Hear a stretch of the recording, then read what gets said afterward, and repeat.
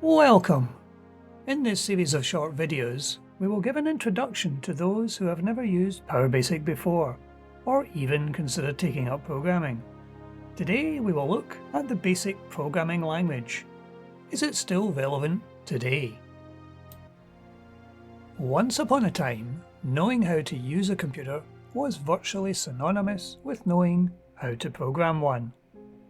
And the thing that made this possible was a programming language called BASIC, originally created at Dartmouth College in 1964. BASIC, or Beginner's All-Purpose Symbolic Instruction Code, was designed to be easily understood and to help train people in programming skills. So has BASIC stood the test of time? Is it still relevant today? It's important to remember the purpose that BASIC was created for: to help train students how to program and wrap their heads around programming techniques, even students in non-scientific fields. This enabled them to later move on to more complex and expansive programming languages. This is an important point, as later languages contained the concepts of encapsulation, abstraction, inheritance, and polymorphism. These concepts, which give a different way at looking at programming tasks, can be hard for students who are new to programming, or especially very young students, to understand. The concept of training anyone in anything is to start off with simple techniques, and then work up to more complex ones. When teaching a young student, you never try to teach them integral calculus before teaching them arithmetic. So I would argue that there is still a place for the simpler programming languages, at the very least, to act as a stepping stone to more complex ones. Many programming languages have been created over the years. There are said to be around 245 languages of note, and around 700 of which include some of the more niche languages. There is even a list of just less than 9,000 programming languages that have ever existed. It's remarkably easy to find 150 versions of BASIC on the internet.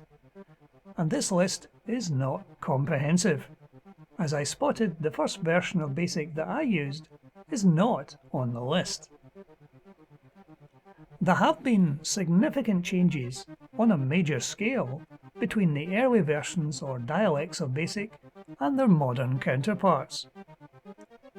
Many of these modern counterparts are unknown to the general populace. When asked, many are surprised that modern versions of BASIC have not used line numbers for decades. So of these many dialects of BASIC, how does PowerBasic actually shape up? Well, on a personal note, I've used a fair number of BASIC dialects, and PowerBasic is the best I've ever used. It's fast in both runtimes and compilation times. It produces comparatively small standalone executables and DLLs, so it doesn't need a runtime library to ship with it, or even to exist on the computer it's running on. I still haven't reached the limits of what PowerBasic can actually do. It's worth remembering that in computing's early days, none of the general public were let anywhere near computers, never mind actually getting to program them.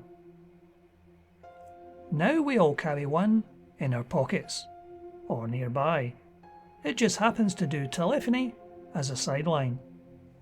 So is BASIC, and especially PowerBasic, still relevant today? To answer this question, you need to ask yourself why people need to program. Automation of tedious tasks, where the methods are already known and that the time saved can be used by people for other things, creation of new tools to make difficult tasks achievable. Modelling processes or systems that do not yet exist.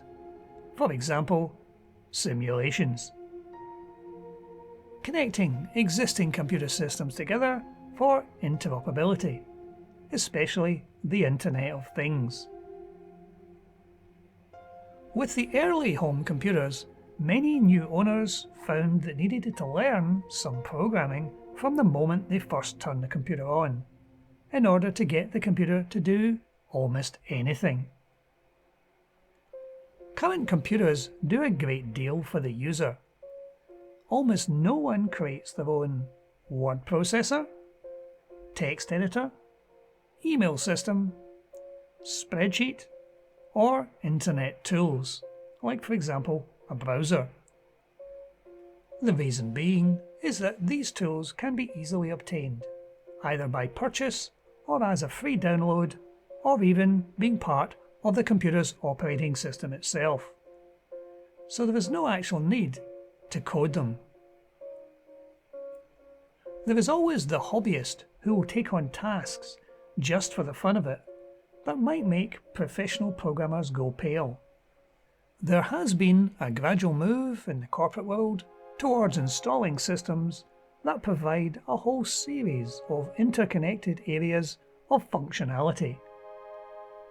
These can be used with either no traditional coding or just minimal scripting, and provide mechanisms by which data can be imported and exported easily. Of course, these systems don't just appear out of nowhere. Someone somewhere has written probably a great deal of code to achieve the effect of a codeless system. So if you have a professional programmer whose day-to-day job is to investigate weird data issues, or to find better ways to connect disparate systems, or to do one-off reports that no one else will touch, or you just can't find a tool to do the task you have to do, then you're probably still doing traditional coding. Professional programmers need tools to do their job, and PowerBasic, with both the console and Windows compilers, are indeed excellent tools. I've written many more console applications than Windows applications, as in my job there seems to be more need for automated background tasks to provide the data in a form that these codeless systems require. So is BASIC still relevant? The short answer is yes. It's not used to program a lot of applications anymore, but as a training aid to teach fundamental concepts, I'd argue that it still has a place. You can get a really good feeling when you write your own program, that not only performs some useful task for you, but that perhaps could be of benefit to others too. So why not explore how you too can get into basic programming? Hopefully this will encourage you to take up programming, and especially using PowerBasic. That's it for today. Thank you for watching.